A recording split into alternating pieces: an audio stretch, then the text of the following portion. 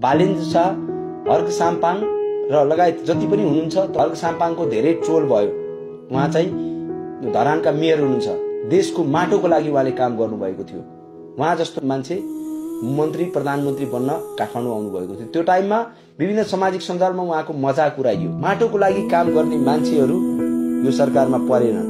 किन परेनन्? हामी त ट्रोल गर्छौं, मजाक उडाउँछौं, हाँस्छौं, तर हाँसिरहँदा त्यसको गम्भीरता बुझ्दैनौं, त्यसको संवेदनशीलता बुझ्दैनौं, त्यो विषयहरू बुझ्दैनौं। म हर्कजीलाई भन्न चाहन्छु, धरानका मेयर हुनुहुन्छ, हर्कजी तपाई पार्टी खोल्नुभन्दा आइएनजिओहरूमा यदि तपाई काम गरेको भए, तपाईको त्योमा सदस्यता भएको भए सायद तपाई आज सरकारमा हटाउनुहुन्थ्यो होला। बालेन्द्र शाहजी पार्टी खोल्दै हुनुहुन्छ सुनिरहेको छु। बालेन्द्र शाहजी बरु एनजिओहरूको लागि काम गरेको भए आज सरकारमा राम्रै पकड हुन्थ्यो होला। केही भ्रमहरू म आज चिर्न गइरहेको छु। आज यो देश कतातिर गइरहेको छ तपाईहरु सायद कल्पनै गर्नुभएको छैन। अब यो बोलिरहँदा यो पत्रकारलाई कुनै पार्टीले चलायो कि दिवाकर पनि कुनै पार्टीको झोले भयो कि भन्न बेर छैन। कुरा देशको गम्भीरतापूर्वक भन्न चाहन्छु। मेरो सुरक्षाको ग्यारेन्टी लियोस्, मलाई सुरक्षित राखियोस् भने म के प्रमाणहरू दिन्छु। समय आउँदैछ प्रमाणहरू दिन्छु र सप्रमाण बोलिरहेको छु।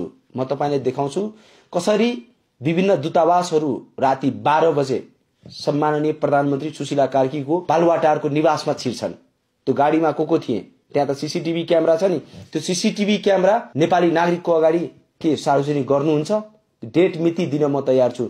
जुन दिन म निर्मल निवासमा लाइभ गरेको छु नि, निर्मल निवासको बाहिर गेटमा, त्यो दिन प्रधानमन्त्री कार्यालयमा कुन चाहिँ दूतावासको गाडी ओहोर दोहोर गरिरहेको थियो र त्यो दूतावासको गाडीमा को बसिरहेका थिए?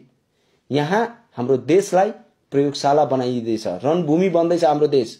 जति तपाईहरु सामान्य बुझ्दै हुनुहुन्छ त्यो सामान्य त कुरा होइन, यो बडो गम्भीर विषय छन्। बोल्दाखेरि फेरि सोच्न थाले। किन सोच्न थाले भने बोलौं किन बोलौं? म तपाईहरुलाई भन्न चाहन्छु, जुन दिन 23 गते घटना भयो, शान्तिपूर्ण प्रदर्शनमा गोली चल्यो, ल ठीक छ मान्यौ।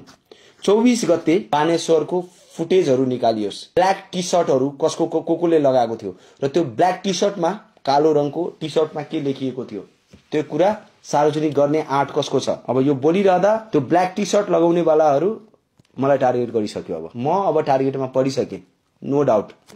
दोस्रो कुरा तपाईहरुलाई भन्छु, सबै ठाउँमा आगजनी भयो हैन। प्रहरीको चौकीहरू प्राय हामी नेपालीहरू बुझ्छौं। ल मानौ कुनै जिल्लामा के भयो, विराटनगरमा के भयो, कुनै घटना भयो भने धेरैमा के हुन्थ्यो? विराटनगरको प्रहरी चौकीमा तोडफोड हुन्थ्यो, डुङ्गामुढा हुन्थ्यो, आन्दोलनहरुमा त्यही त हुन्थ्यो। तर 24 गते